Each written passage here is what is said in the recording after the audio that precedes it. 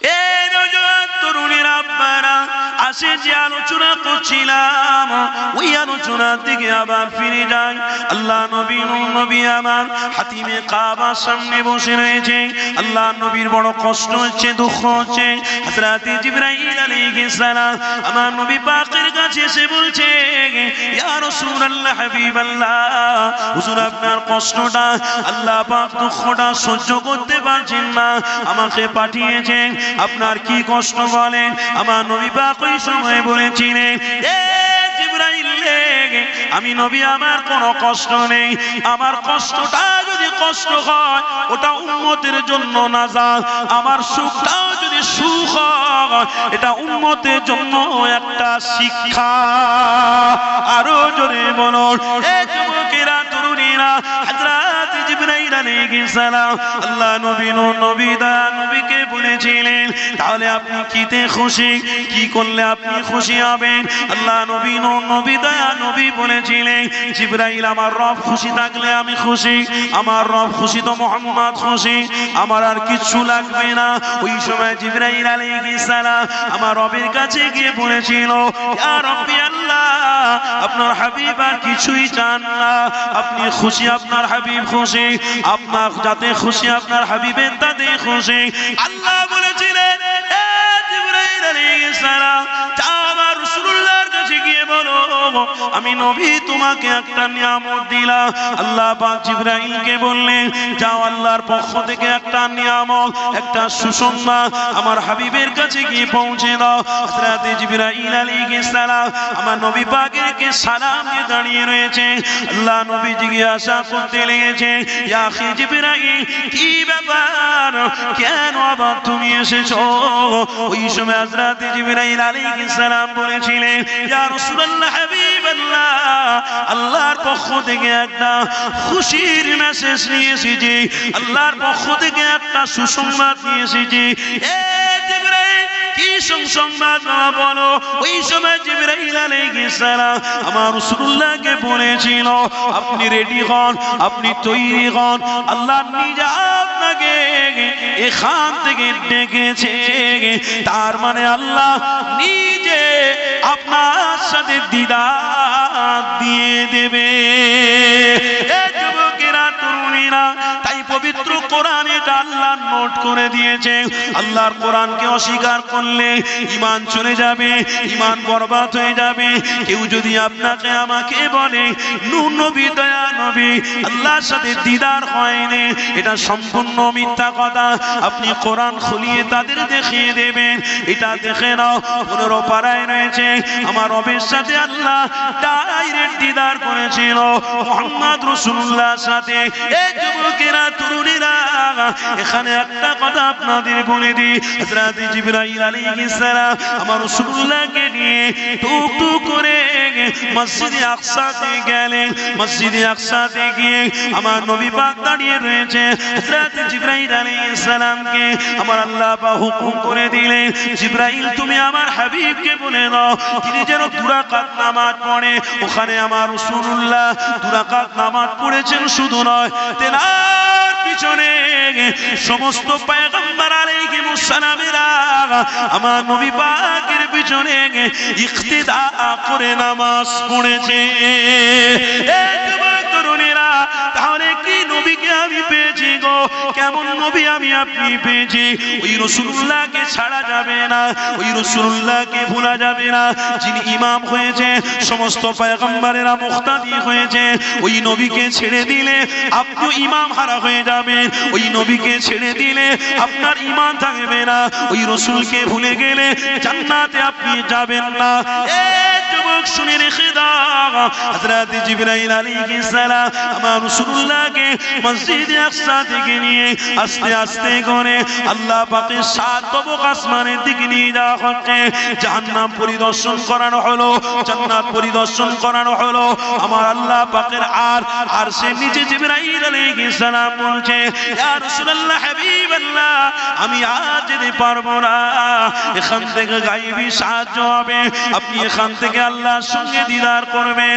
আমার রব্বুল আলামিন গায়েবী সাহায্য দিয়ে আমার রাসূলুল্লাহকে মেহমান করে 70,000 পর্দা তুলে আমার নবী পাকের সাথে ডাইরেক্ট দিদার করেছে। এ যুবকেরা তরুণীরা, ওই নবীকে আপনি ভুলে যাবেন না, ওই নবীর অবদান ভুলে যাবেন না। এ যুবক তরুণীরা, তে আল্লাহ নবী জানিয়েছে, বাবা সাহাবারা, তোমাদের জন্য আমি আল্লাহ পাকের দরবার থেকে 5 ওয়াক্ত নামাজ নিয়ে এসেছি। বাবা সাহাবারা, আমি জাহান্নাম পরিদর্শন করে এসেছি। খবরদার তোমরা জাহান্নামের দিকে যেন না যাও। কেন? জাহান্নামী কাজ হলো উলঙ্গ নারীদের নাচ দেখা, জাহান্নামী কাজ হলো জিনা ব্যভিচার করা, জাহান্নামী কাজ হলো হারামকে খেয়ে নেওয়া, জাহান্নামী কাজ হলো হারামটাকে আপন মনে করা, জাহান্নামী কাজ হলো আপনার ঘরের মা, আপনার ঘরের বোন বেপরদা হয়ে ঘুরবে, এটাও জাহান্নামের কারণ হবে। এই নবী আমার সাহাবাদেরকে বুঝাচ্ছে, আল্লাহর কোরআন বলছে, ওয়ালা তাকরাবুজ জিনা ইন্নাহু কানা ফাহিশা। আল্লাহর পবিত্র কোরআন বলছে, ওরে আমার বান্দা বান্দীরা, তোমরা যদি জিনা করো, তোমরা যদি অন্যায় করো, তাহলে তোমাদের জন্য জাহান্নামের তলদেশে ঠিকানা হবে। এ যুবকেরা, এ নবী পাকের আশিকেরা, আজ থেকে প্রতিজ্ঞাবদ্ধ করো, আজ থেকে কোনোদিন জিনা করব না, আজ থেকে কোনোদিন অন্যায় করব না, আজ থেকে কোনোদিন খারাপ কাজ করব না, আজ থেকে কোনোদিন হারাম খাবো না। 1 টাকা যদি আল্লাহ দেয়, এতেই শুকরিয়া আদায় করে পড়ে থাকবো, এটাই ঈমানি দায়িত্ব। এই যুবকেরা তরুণীরা, এখানে একটা কথা আপনাদের জানিয়ে দিই, যদি ভুল হয়ে যায়, অন্যায় হয়ে যায়, আমার রব্বুল আলামিন বলতে লেগেছে, ইয়া আইয়ুহাল্লাযীনা আমানু তুবু ইলাল্লাহি তাওবাতান নাসুহা। পবিত্র কোরআনে আল্লাহ জানিয়েছে, ওরে আমার বান্দা বান্দীরা, যদি তোমরা ভুল করো, যদি তোমরা অন্যায় করো, আমি আল্লাহ তওবার দরওয়াজা খোলা রেখেছি। আমার বান্দারা, তোমরা তওবা করে ফেলো, তবে তওবা করার মতো করো, তাওবাতুন নাসুহা। যে গুনাহটা করেছো, ওই গুনার জন্য আল্লাহর কাছে ক্ষমা চাও, তারপরে ওই গুনাহটা জীবনে কোনোদিন করবে না। এটার জন্য প্রতিজ্ঞাবদ্ধ হও, এটার জন্য তোমরা প্রতিজ্ঞাবদ্ধ করো, তবেই তুমি নাজাত পাবে। আমার নবী পাক সাহাবাদের বলছে, বাবা সাহাবারা, প্রতিজ্ঞাবদ্ধ করে ফেলো। আল্লাহ নবী দয়া নবীকে তিনারা পেয়ে ঈমান মজবুত করেছিল, তিনারা আমার রাসূলকে পেয়ে ঈমানটাকে তাজা করে ফেলেছিল। আরে নবী আমার, এই তওবার বিষয়ে যখন বলছে, সাহাবারা সবাই বলছে, ইয়া রাসূলুল্লাহ, হাবিবাল্লাহ, হুজুর আমাদের জীবনে গুনাহ অনেক হয়ে গেছে, তওবা করছি, ক্ষমা হয়ে গেছে। নবী আমার বললেন, বাবা, বড় বড় গুনাহ, ছোট ছোট গুনাহ আল্লাহ তোমাদের মাফ করে দিয়েছে। এখান থেকেই বোঝা গেল, ইন্নাল্লাহা ইউহিব্বুত তাওয়াবিনা ওয়া ইউহিব্বুল মুতাতাহহিরিন।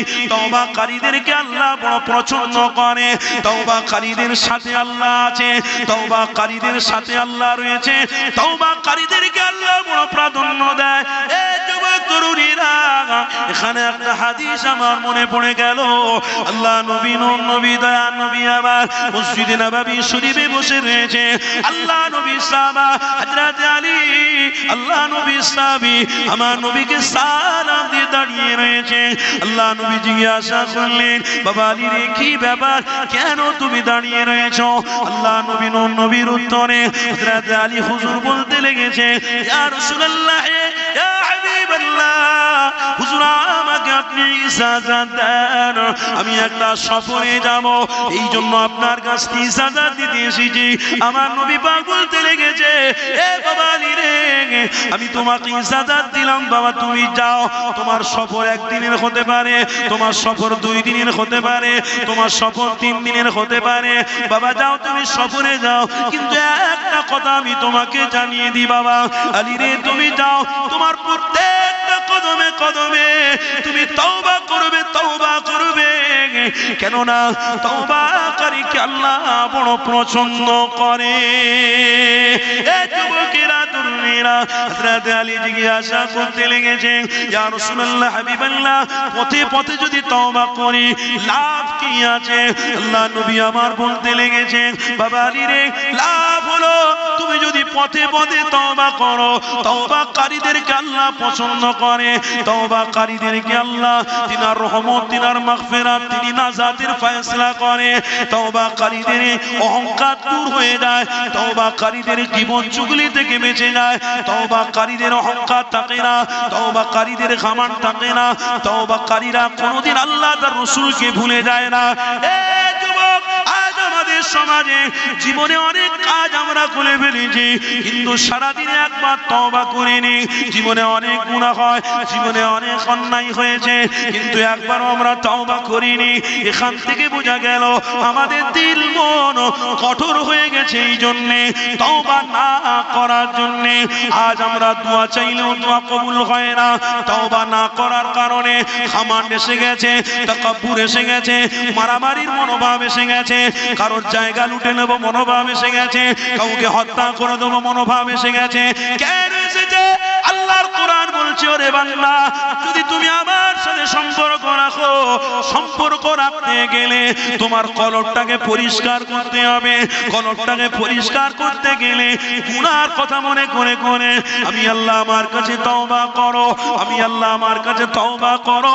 আমি আল্লাহ তওবাকারীর অহংকার ঘমণ্ডকে দূর করে আমি আল্লাহ আমার নিরাপত্তা, আমার বরকত, রহমত তার সাথে বানিয়ে দিব। আরো জোরে বলো। সারাদিনে তওবা কবার করেছি? কতবার তওবা করি? হুজুর নামাজ পড়ে দোয়া করার সময় নিয়ে আর তওবা বলছে। ইমাম সাহেব নামাজ পড়িয়ে দিয়ে সালাম ফিরিয়ে দিল, দোয়া করার জন্য 1 মিনিট অপেক্ষা করছে, তাও মুসাল্লিরা সব ছটফট করছে। হুজুর তাড়াতাড়ি। জুম্মার দিনে হুজুর একটু লম্বা দোয়া করে ফেলেছে, বাইরে এসে মুসাল্লিরা সমালোচনা করে হুজুর কানে দিচ্ছে, খবর দিচ্ছে, হুজুর দোয়াটা একটু ছোট করে। জুম্মার দিনে নামাজ শর্টে পড়াতে হয়, এটা মাসলা, কারণ অনেক রকমের মুসাল্লি থাকে। জুম্মার দিনে সূরাটাও ছোট পড়াতে হয়, এটা মসলা। ঠিক আছে, তবুও ইমাম সাহেব কোরআনের আয়াত পড়তে পড়তে আবেগভূত হয়ে তিনি দুটো আয়াত একটু বেশি পড়ে দিয়েছেন। তাতে অসুবিধা? কথা বলুন, অসুবিধা আছে? জুম্মার দিনে হুজুর একটু বেশি করে কোরআনের আয়াত পড়ার কারণে হুজুরকে বলা হয় জুম্মার নামাজটা একটু ছোট করবেন। আল্লাহ নবী সাহাবারা রাসূলুল্লাহ দরবারে রাত দিন বসে থাকতেন। আল্লাহ নবী সাহাবারা রাসূলুল্লাহ চেহারা দেখার জন্য উপস্থিত থাকতেন। রাসূলের চেহারা তিনাদের কাছে জান্নাতি চেহারা মনে হতো। জোরে বলবেন না? রাসূলের সাহাবাদের ক্ষুধা থাকতো, তেনারা এসে আমার রাসূলুল্লাহ দরবারে রাসূলের চেহারার দিকে তাকিয়ে থাকতেন, বলছে আমার ক্ষুধা মিটে যাচ্ছে। জোরে বলুন। প্রেম তো ওনারা করেছে, ওনাদের থেকে আমাদের শিক্ষা রাখার দরকার ছিল, কিন্তু ও শিক্ষা আমরা রাখতে পারিনি, আর শিক্ষার জায়গায় উপস্থিত থাকতে পারি। কেন? উপস্থিত থাকার মতো মন মানসিকতা তৈরি করতে হবে, আর মন মানসিকতা তৈরি তখন হবে যখন আপনি তওবা করবেন। কথা বুঝছেন না? সারা দিনে কত গুনাহ হয় বলেন তো? আমি আপনাদের যদি প্রশ্ন করি, আচ্ছা আপনারা আগামীকাল সারা দিন এখানে সেখানে ব্যবসা বাণিজ্য এটা ওটা অনেক কিছু ভুল বিয়াদবি হয়ে গেছে, সারা দিন পরে এশার নামাজ তো পড়েননি, বাদ দেন, বাড়িতে এসে খাওয়া দাওয়া করে শোয়ার সময় দোয়াটা পড়েছিলেন? শোয়ার দোয়া কজন পড়েছেন? আল্লাহুম্মা বিসমিকা আমুতু ওয়া আহয়া কজন পড়েছেন বলেন? বলো যে তাও সময় নেই, এতটাই ব্যস্ত যে দোয়া থেকেও মাহরুম। তওবা তো দূরের কথা, তে আল্লাহ নবী সাহাবাদের বোঝাচ্ছে, বাবারা তোমরা তওবা করবে। কাকে বোঝাচ্ছে? হযরত আলীকে। জোরে বলুন। হযরত আলী কে? হযরত আলী সম্বন্ধে জানেন আপনারা? কে উনি? ইমামে হাসান, ইমামে হোসেন রাদিয়াল্লাহু তাআলা আনহুমার আব্বাজান, সাইয়্যিদাতুন নিসাই আহলিল জান্নাহ, যিনি জান্নাতের রানী হবে মহিলাদের, ফাতেমা রাদিয়াল্লাহু তাআলা আনহা। তেনার স্বামীর নাম কি? বলুন বলুন। হযরতে আলী। হযরতে আলীর আরেকটু মাকাম বাড়িয়ে দিই, শেরে খোদা যেনাকে বলা হয়, শেরের বাচ্চা হযরতে আলী। আরেকটু মাকাম বাড়িয়ে দিই, হযরতে আলী কে? তিনি হলেন আল্লাহর রাসূলের সাহাবী, জোরে বলুন। তৃতীয় নম্বর মাকাম আর একটু বাড়িয়ে দিই, হযরতে আলী কে? তিনি হলেন আমার রাসূলুল্লাহর জামাতা। রাসূলের জামাতার নাম কি? হযরতে আলী। আমার রাসূলুল্লাহর জামাতার গুনাহ থাকতে পারে? যিনি প্রত্যেকদিন আমার রাসূলুল্লাহর হাতে মুসাফা করে, আমার রাসূলুল্লাহর চেহারা প্রত্যেকদিন দেখে, আমার রাসূলুল্লাহর দরবারে ওঠা বসা করে, হযরত আলীর গুনাহ থাকতে পারে? বলুন বলুন, গুনাহ থাকতে পারে? সেই আলী সফরে যাচ্ছে, সেই আলী সফরে যাচ্ছে, আর আমার রাসূল বলছেন আলী তুমি তওবা করবে। ওখান থেকে আমাদের শিক্ষা নেওয়া উচিত ছিল, আমরা সে শিক্ষাটা গ্রহণ করতে পারিনি। আজ আমরা তওবা থেকে বঞ্চিত হওয়ার কারণে লাঞ্ছিত, অপমানিত, হিংসা, বিদ্বেষ, মারামারি, কাটাকাটি, ফিতনা, দিল কঠোর হয়ে গেছে। আজ আমি গুনাহ করছি না, তওবা করলে আগামী কাল আরো বড় গুনাহ করতে সাহস পাবো। কথা ঠিক না ভুল বলছি? আগামী কাল গুনাহ করব, তওবা করব না, আল্লাহকে ভয় করব না, আগামী পরশুদিন আরো বড় গুনাহ করতে প্রস্তুত থাকবো। তাই আজকের আমাদের ঘরের ছেলেরা এরকম হচ্ছে, কি গো কথা ঠিক না ভুল বলছি? অসুবিধা হচ্ছে আপনাদের, কষ্ট হচ্ছে? তাই জীবনে বেঁচে থাকতে গেলে, ঈমান মজবুত করতে গেলে তওবাও একটা শর্ত, এই তওবাটাও আপনাকে করতে হবে। দরুদ শরীফ আল্লাহুম্মা সাল্লি আলা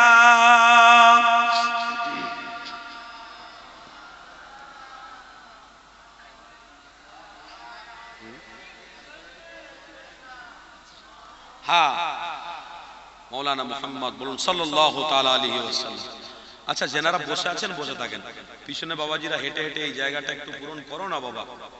আবার আপনাদেরকে আগাতে বললে বসে আছেন, এটাও একটা বেয়াদবির ব্যাপার। কেন জায়গা আলহামদুলিল্লাহ লয়েছে, আগানো বলাটাও আমার পক্ষে অসম্ভব হয়ে যাচ্ছে। কেন যে যার জায়গা মতন বসে আছেন, আবার আগানো যায়? তাই বলবো পিছনের বাবাজিরা একটু হেঁটে হেঁটে তোমরা এখানে এসে বসো না, হেঁটে হেঁটে তোমরা বুঝতে পারছো না, ও বক্সের জন্য। আচ্ছা যাই হোক, অসুবিধা হচ্ছে তাই আমি বুঝতে পারছি, কিন্তু আমার হুজুর বারবার বলছে হুজুর একটু বলেন না। বুঝতে সব পাচ্ছি, সব তো বোঝা যায় কম বেশি। আচ্ছা আসেন তো একটু আমরা মোহাব্বতে আমার রাসূলের উপরে সালাম করব। মোহাব্বতে দাঁড়ান, ইয়া নবী সালাম। এটা খুলে দিচ্ছি।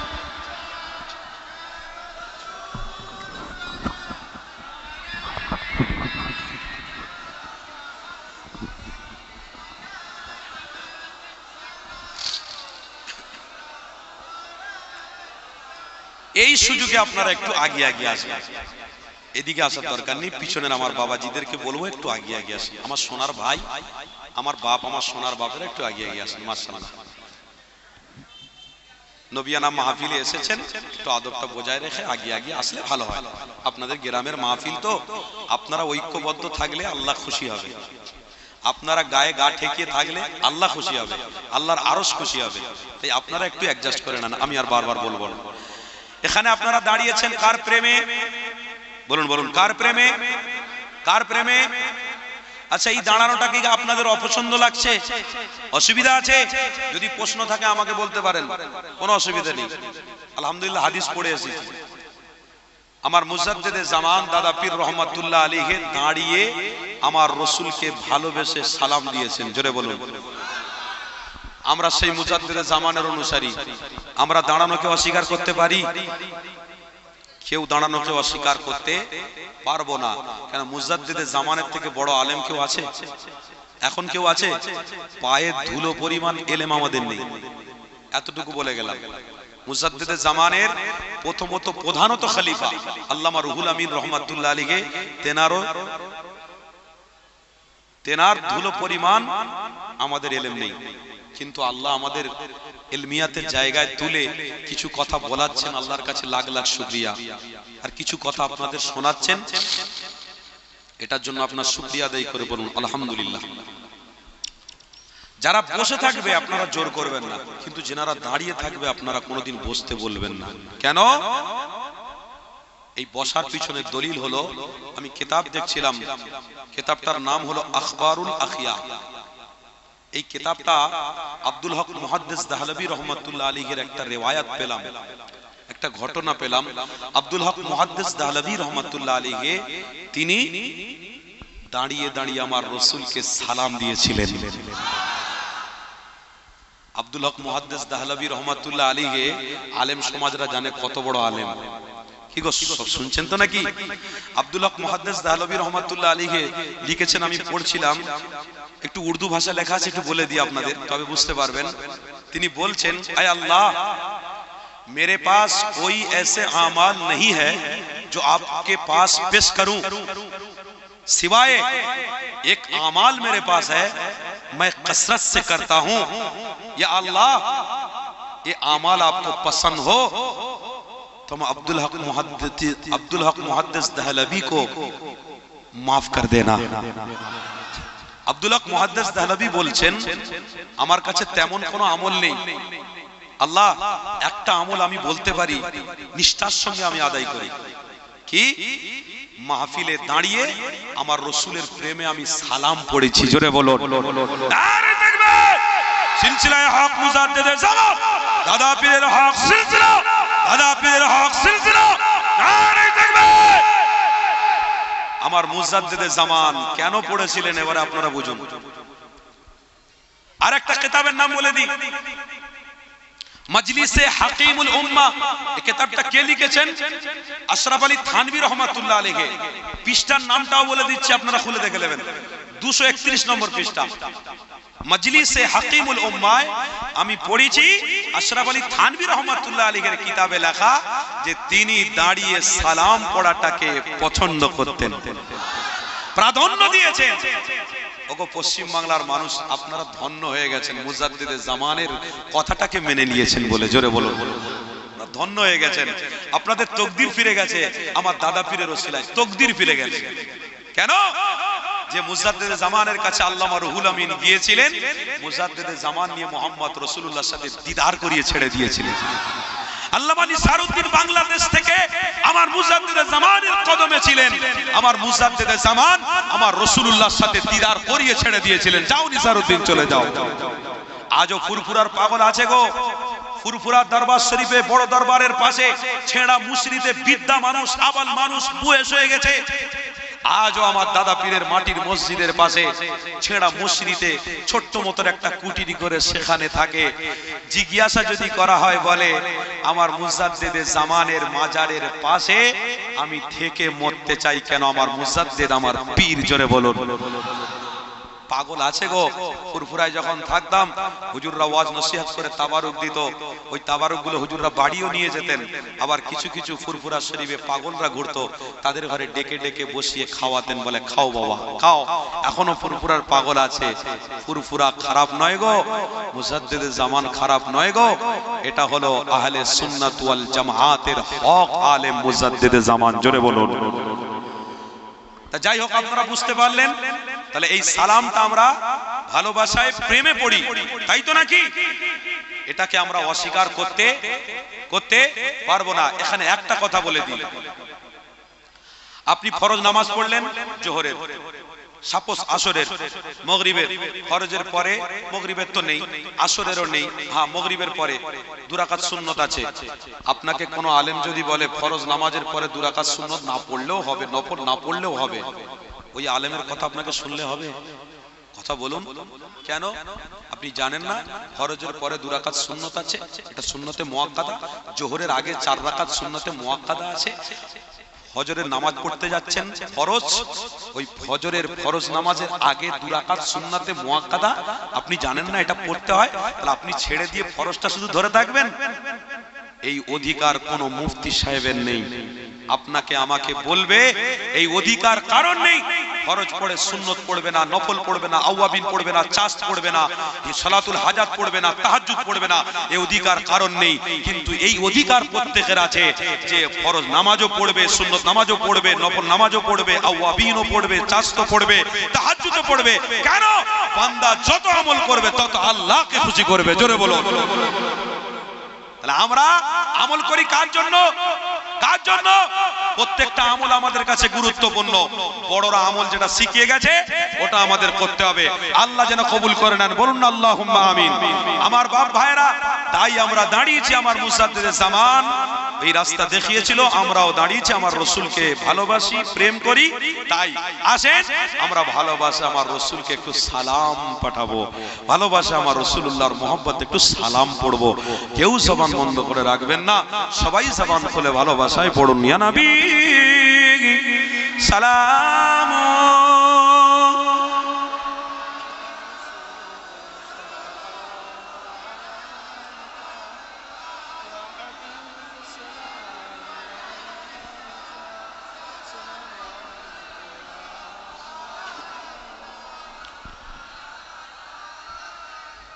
কঠিন হাসরের দিন কি আছে মোদের এ কপাল, গুনাহগার উম্মত হাত আপনার লইবেন সঙ্গে এ মাশরে, আরবি সালাম।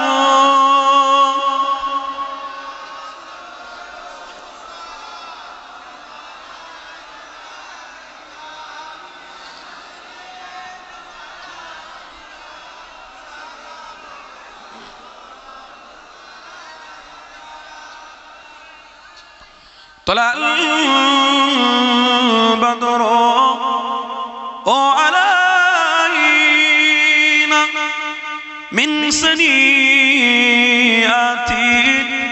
الوداع وجب شكره علينا ما دعا لله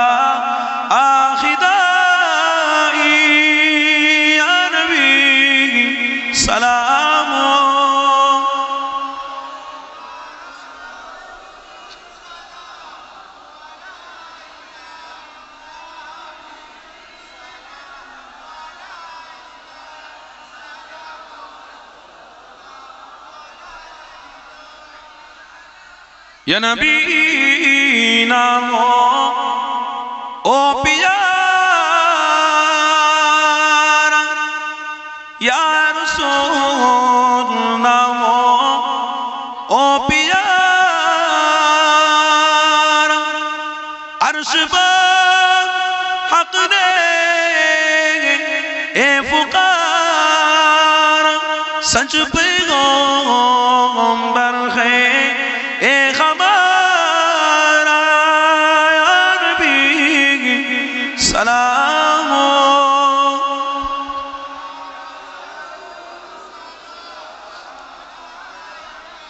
या हबीब सलाम।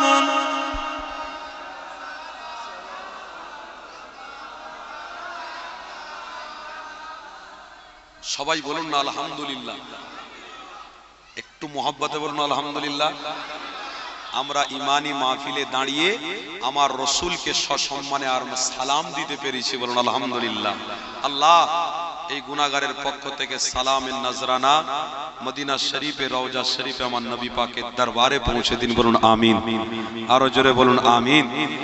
কেউ ওঠাউটি করবেন না, যত সময় ভাইজান হুজুর আসবেন আপনারা সকলে জমে জমে একটু মোহাব্বতে বসুন। দরুদ শরীফ আল্লাহুম্মা মাশাআল্লাহ।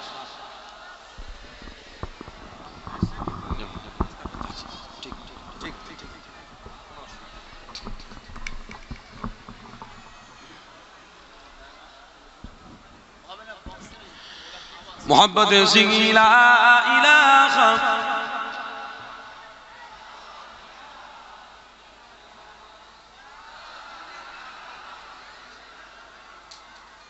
সারাদিন ফোন করে করে পাগল করে। দরুদ শরীফ আল্লাহুম্মা সাল্লি আলা, মাশাআল্লাহ মাশাআল্লাহ।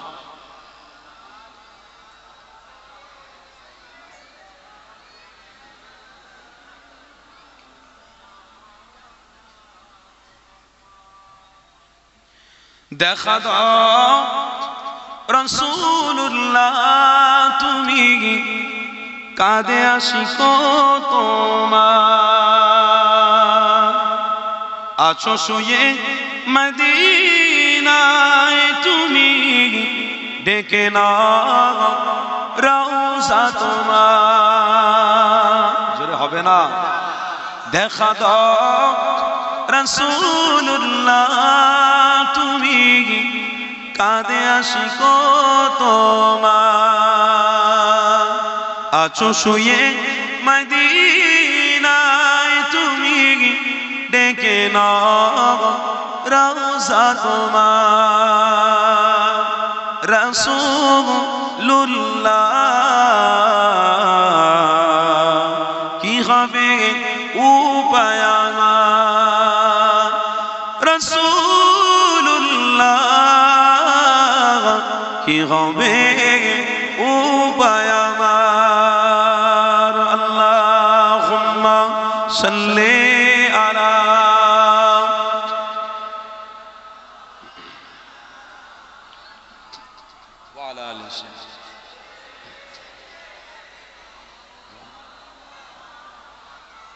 ওই মদিনা পথের ধুলি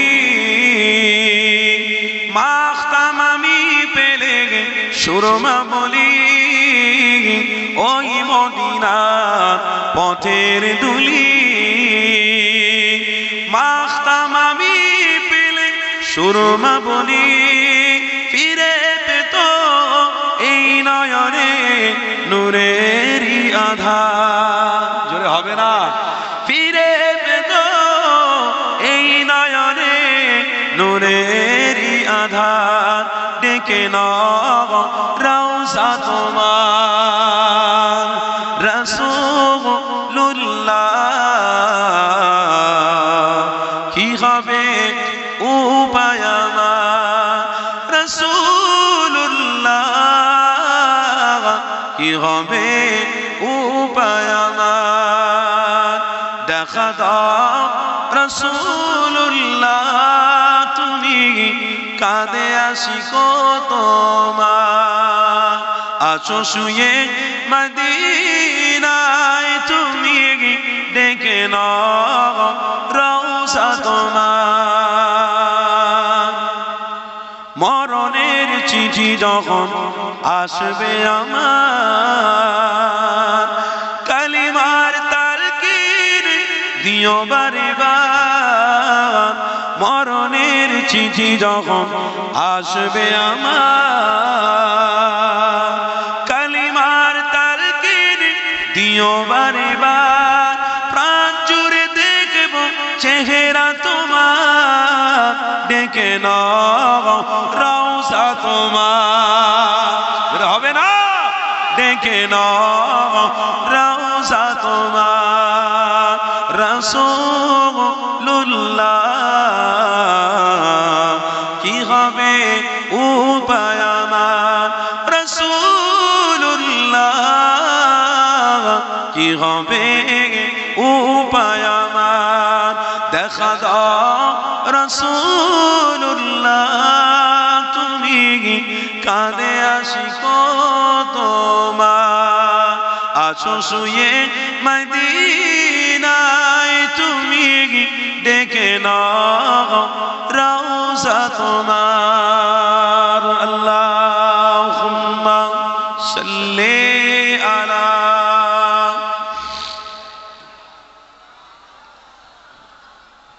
ওয়া আলা আলিহি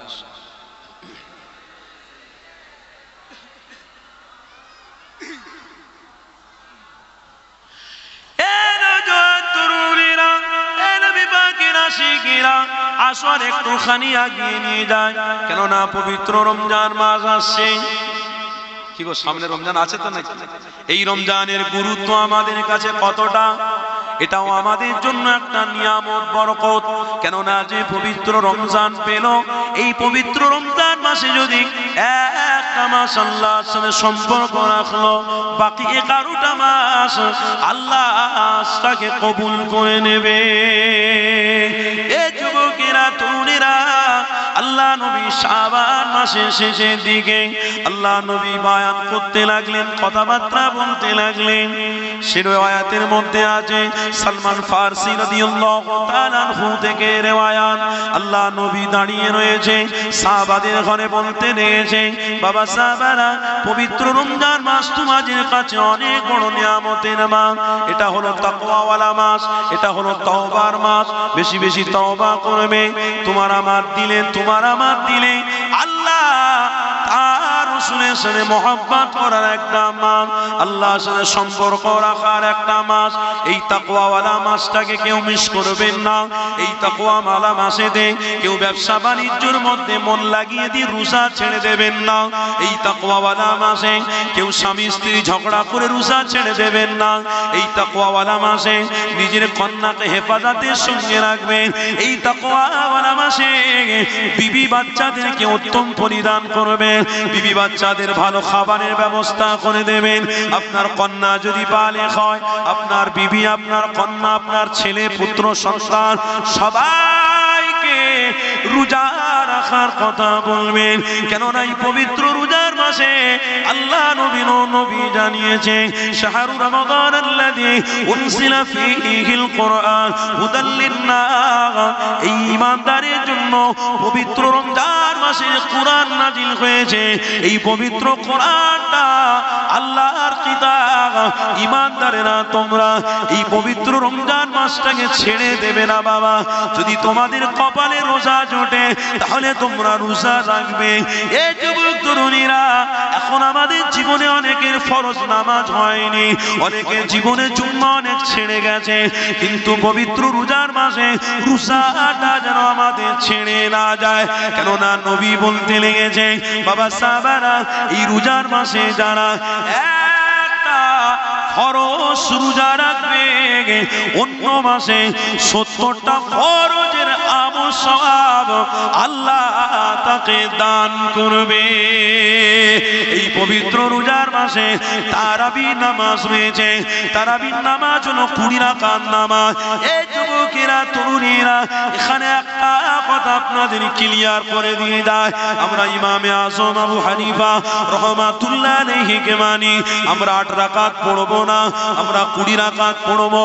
সস্তায় ইসলাম চলে না, সস্তায় দিন চলে না। 20 রাকাত হযরত উমর ফারুক তিনি রিওয়ায়াত করে গেছে। হযরত উমর ফারুক বলেছে, বাবারা 20 রাকাত তারাবির নামাজটা পড়বে। এ যুবক, 20 রাকাত নামাজ যদি আমি ছেড়ে দিয়ে 8 রাকাতের দিকে চলে যাই, তাহলে আমরা আমল থেকে বঞ্চিত হয়ে যাব। 20 রাকাত নামাজ হযরত উমর ফারুক পড়েছে। হযরত উমর ফারুকের থেকে আলেম পৃথিবীর জমিনে কেউ নেই গো। কেননা নবী পাকের সাহাবাদের সম্পর্কে যদি বলা যায়, আল্লাহ নবী জানিয়েছে, আসহাবিকান নুজুম, আমার এক একজন সাহাবারা তারকার মতো। আরো জোরে বলুন, আমার নবী পাক বলে গেছে, আমাকে তোমরা যখন হারিয়ে ফেলবে, আমার সাহাবাদেরকে তোমরা ধরবে। আমার সাহাবারা যখন হারিয়ে যাবে, তোমরা সুহাদাদেরকে ধরবে। তোমাদের সুহাদা যদি হারিয়ে ফেলো, মুজাদ্দিদদের ধরবে। মুজাদ্দিদ যদি হারিয়ে ফেলো, ওলিদের সাথে সম্পর্ক রাখবে। ওলিরা যদি না থাকে, আলেমে হাক্কানীদের সঙ্গে সম্পর্ক রাখবে। এই যুবকেরা, তরুণীরা, তাই তো আল্লাহ নবীর নবী দয়া নবী সাহাবাদের বিষয়ে বলেছিল, বাবারা সাহাবাদের তোমরা অনুসরণ করবে। হযরত ওমর ফারুক বলেছে, এটা বুখারী শরীফের মধ্যে রয়েছে, তারাবির নামাজ হলো সুন্নাতে মুআক্কাদা। এই তারাবির নামাজ আপনাকে আমাকে 20 রাকাত ধৈর্য সহকারে পড়তে হবে। আমার ঘরের ছেলেরা আজ কারোর মোবাইলে ওয়াজ শুনে তাদের দিকে চলে যাচ্ছে, অথচ তারা বুখারীর কথা বলে। বুখারীর হাদিস যদি পড়ে থাকে, হযরত ওমর ফারুক থেকে রিওয়ায়াত আছে 20 রাকাতের কথা, এখানে 8 রাকাতের কথা উল্লেখ নেই। এই যুবকেরা, তরুণেরা, আমি ইমামে আজম আবু হানিফাকে মানি, আপনিও ইমামে আজম আবু হানিফাকে মানেন। অতএব আপনাকে 20 রাকাত তারাবির নামাজ পড়তে হবে। এটাই হলো সুন্নাতে মুআক্কাদা। কিন্তু যে কথা বলছিলাম, নবী আমার বলতে লেগেছে, বাবা এই পবিত্র রমজান মাসেতে যে ব্যক্তি একটা নফল ইবাদত করবে, নফল আমল করবে, অন্য মাসে ফরজ আমলের সওয়াব আল্লাহ তাকে দান করবে। সেই রমজান মাস, এই পবিত্র রমজান মাসকে আমরা কোনোদিন ছেড়ে দেবো না। এই পবিত্র রমজান মাসে কাজের বাহানা দিয়ে আমরা চুপ করে থাকবো না। এই পবিত্র রোজার মাসে আমরা কোন রকম বাহানা চাই না। আমাদের কাছে সংরক্ষণ যারা পয়সা করি রয়েছে তাই নিয়ে ইফতারি করব, সেহরি করব, বিবি বাচ্চাদেরকে নিয়ে রোজা রাখবো। এই যুবকেরা, তরুণেরা, তাই তো আপনাদের ঘরে জানিয়ে দিই, এই পবিত্র রোজার মাসে নবী আমার জানিয়ে দিয়েছেন, এই পবিত্র রোজার মাসে একটা কবুলিয়াতের সময় রয়েছে। ওই সময়টাকে তোমরা কাজে লাগাবে বাবারা। আল্লাহ নবী সাহাবাদের বললেন, কবুলিয়াতের সময় হলো হালাল পয়সা দিয়ে সারাদিন রোজা রেখে হালাল পয়সা দিয়ে মার্কেট থেকে তোমরা ফল ইত্যাদি কিনে এনে তারা ইফতারির সামানটাকে তৈরি করে নিয়ে তোমরা সামনে বসে থাকো। তোমার বিবিকে নিয়ে বসো, তোমার বাচ্চাকে নিয়ে বসো, তুমি নিজে বসে বসে সুবহান রাব্বিয়াল আলা আল্লাহর প্রশংসা আদায় করো। আল্লাহুম্মা ইয়া ওয়াসিয়াল ফাজলি ইগফিরলি, আল্লাহুম্মা ইয়া ওয়াসিয়াল ফাজলি ইগফিরলি। এই দোয়াটা তোমরা পড়ো। তোমাদের সন্তান, তোমার বিবি, তোমার কন্যাকে নিয়ে ইফতারি হওয়ার আগে সবাই মিলে তোমরা হাত তুলে দোয়া যাও।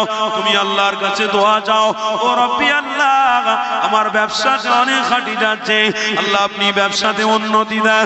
আল্লাহ আমার সন্তান বিপদে চলে যাচ্ছে, খারাপ রাস্তায় চলে যাচ্ছে, আল্লাহ আমার সন্তানকে আপনি ভালো রাস্তায় নিয়ে আসেন। আল্লাহ আমার সন্তান খারাপ পথ ধরেছে, আল্লাহ তাকে মুক্ত করে হেদায়েত দেন। এই যুবক তরুণীরা, এই কাজগুলো আপনারা করবেন, এগুলো আমাদের জন্য ইসলামিক নৈতিক দায়িত্ব। এই কাজগুলো প্রাধান্য দিতে হবে। যদি আমাদের জীবনে এগুলো না থাকে তাহলে জাহান্নাম আমাদের জন্য অনিবার্য, কেউ জান্নাতে নিয়ে যেতে পারবে না। এই যুবকেরা, তরুণীরা, আরেকটা কথা আপনাদের ঘরে শুনিয়ে দিই। যখন রোজার মাসের কথা হলো, তখন আরেকটা মাস আমাদের কাছে রয়েছে। রজবের পরে আপনাদের আমার জন্য শাবান মাস। এই শাবান মাসের 15 তারিখ, এই শাবান মাসে আল্লাহ একটা নিয়ামতি মাস রেখেছে, ওটা হলো শবে বেরাত। এই শবে বেরাত হলো লাইলাতুন নিসফু মিন শাবান। এই শাবান মাসে শবে বেরাত তোমাদের জন্য বড় গুরুত্বপূর্ণ। কেননা আল্লাহ নবী সাহাবাদের ঘরে বলতে লেগেছে, বাবা সাহাবারা, এই শবে বেরাতটা আল্লাহর কাছে বড় গুরুত্বপূর্ণ। ইয়া রাসূলুল্লাহ, হাবিবাল্লাহ, হুজুর কেমন গুরুত্বপূর্ণ আপনি বলে দেন। আল্লাহ নবী বলতে লেগেছে, এ বাবা সাহাবারা, এই শবে বেরাত এক বছরে তোমরা যা গুনাহ করেছো, অন্যায় করেছো, এই এক বছরে কারা বেঁচে থাকবে, কারা মরে যাবে, সব হিসাব আল্লাহর কাছে ফেরেশতারা পেশ করে। এক বছরের সব কিছু হিসাব আল্লাহর কাছে পেশ করা হয়। ওই দিনে আল্লাহ তকদির লিখে দেয়, কোন দিন ও বান্দা মরে যাবে, কোন দিন ও বান্দা বেঁচে থাকবে, কোথায় থেকে রিজিকের ব্যবস্থা হবে। আল্লাহ তাদের সব কিছুই শবে বেরাতে তিনি লিপিবদ্ধ করে। এই যুবকেরা, তরুণীরা, গল্প বলছি না গো, তিরমিজি শরীফের হাদিস রয়েছে। তিরমিজি শরীফের হাদিসের কথা বলি, এই লাইলাতুন নিসফু মিন শাবানে 15 তারিখটা আমার আপনার জন্য বড় গুরুত্বপূর্ণ। কেমন গুরুত্বপূর্ণ? নবী আমার রাত্রে উঠে মসজিদে নববী থেকে বেরিয়ে গিয়ে জান্নাতুল বাকিতে চলে গেছে। আম্মা জান আয়েশা দেখতে পায় না, আম্মা জান আয়েশা এদিক ওদিক ঘুরে ফিরে দেখছে, আল্লাহ নবী নবী দয়া নবী না, কি ব্যাপার, আমার রাসূলুল্লাহ কোথায় চলে গেছে? আম্মা আয়েশা খুঁজতে খুঁজতে খুঁজতে দূর থেকে দেখতে পেয়েছে জান্নাতুল বাকিতে আমার নবী পাক কবরের সামনে দাঁড়িয়ে দাঁড়িয়ে জিয়ারত করতে লেগেছে। এই জিয়ারত আপনারা করবেন এই লাইলাতুল বরাতে। আপনারা সবাই ঐক্যবদ্ধ হয়ে প্রত্যেকটা কবর জিয়ারত করবে। এই যুবক তরুণীরা, আল্লাহ নবীর নবী দা নবী আমার জিয়ারত করতেই রয়েছে। আম্মা জান আয়েশা পিছন দিকে দেখে নিয়ে আস্তে আস্তে করে আম্মা জান আয়েশা হুজরার মধ্যে চলে আসলেন। আমার নবী পাক আস্তে আস্তে করে হুজরার মধ্যে যখন ঢুকলেন, বিবিকে সালাম দিলেন। সালাম দিয়ে আম্মাকে জিজ্ঞাসা করতে লেগেছে, এ বিবি রে, আমি এখন কবর জিয়ারত করছি না, তুমি আমার পিছনে কি করতে গিয়েছিলে? আমার নবী বুঝতে পেরে গেছে, আম্মাকে জিজ্ঞাসা করতে লেগেছে, বিবি তুমি আমার পিছনে কেন গিয়েছিলে? কি ব্যাপার, কিসের জন্য বলো? আম্মা আয়েশা বলেছিলেন, ইয়া রাসূলুল্লাহ, হাবিবাল্লাহ, আমি এই জন্য গিয়েছিলাম জানি আমার রাসূল কোথায় চলে গেছে, আমার রাসূল বুঝি হারিয়ে গেছে, আমার রাসূল বুঝি দুশমনের খাড়ায় পান্ডায় পড়ে গেছে। এই যুবক শুনে রেখে দাও, আল্লাহ নবী দয়া নবী আমার আম্মা আয়েশাকে বলতে লেগেছে, ওরে বিবি আয়েশা, আজকের কোন রজনী তুমি জানো? আজকের রজনীটা হলো আল্লাহর কাছে নেক আমল করার, আল্লাহর কাছে প্রাধান্য পাওয়ার রজনী। আরো জোরে বলো, এ যুবকেরা, তরুণীরা, আল্লাহ নবী নূর নবী দয়া নবী আমার বিবি আয়েশাকে বলতে লেগেছে, এ বিবি আয়েশা, এই লাইলাতুন নিসফু মিন শাবানের 15 তারিখটা আল্লাহর কাছে বড় গুরুত্বপূর্ণ। কেননা বিবি রে, আমি এই জন্য কবর জিয়ারত করতে গেছি, এই জন্য আমি রোজা রেখেছি, কেননা আল্লাহর কাছে প্রত্যেকটা বান্দার আমলগুলো পেশ করা হবে, আমার আল্লাহ লিপিবদ্ধ করে দেবে, কে কতদিন বাঁচবে, কে কোথায় থেকে রিজিক পাবে। তাই বিবি রে, আমি আল্লাহর কাছে চাই, ফরিয়াদ করে নামাজ পড়ে রোজা রাখি, কেননা আমার আমল আল্লাহর কাছে যেন 1 বছরে ভালো রাস্তায় যেন থাকে। আরো জোরে বলো, আমার রাসূল চাইছে এটা যে আমার আমলটা আল্লাহর কাছে পৌঁছাক ভালো কাজ দিয়ে। জোরে বলো, কেন? 1 বছরের আমল লিপিবদ্ধ হবে। আমি চাই আমার প্রত্যেকটা উম্মত যেন আমল করতে থাকুক, আর ওই সময় আল্লাহর কাছে আমলটা গিয়ে পৌঁছাবে, আমার আল্লাহ খুশি হয়ে তাদেরকে মাফ করে দেবে। এটা আমার রাসূলের পন্থা, এটা আমার রাসূলের দেখানো রাস্তা। কিন্তু আজও কেউ কেউ শবে বরাতকে নিয়ে অনেক উল্টো পাল্টা কথা বলে। শবে বরাতে কেন দোয়া চাইবো? শবে বরাতে কেন মসজিদে হাজির হব? অন্য সময় হাজির হয় না, শবে বরাতে হাজির হয়। এ নিয়ে আপনারা ছেলেদেরকে কটূক্তি করবেন না। এ নিয়ে অনেক মানুষ কটূক্তি করে, 5 ওয়াক্ত নামাজি ব্যক্তি কটূক্তি করেন। আল্লাহর জন্য বলে যাচ্ছি, কটূক্তি করবেন না। কেন? আপনার ওই ঘর, আপনার ছেলেটা যে কোনো দিন নামাজ পড়তে আসেনে, তার দিলে ওই শবে বরাতের রাতের আমলটা ইচ্ছা জেগেছে, করার মতো মন মানসিকতা এসেছে। আপনি তাকে ঘাবড়ে দিলে, আপনি তাকে বড় ছোট কথা বললে, ও চলে যাবে। আর ও যখন চলে যাবে তখন আর কিন্তু আপনি তাকে ধরে রাখতে পারবেন না। তাকবীর দেন, নারে তাকবীর, নারে তাকবীর।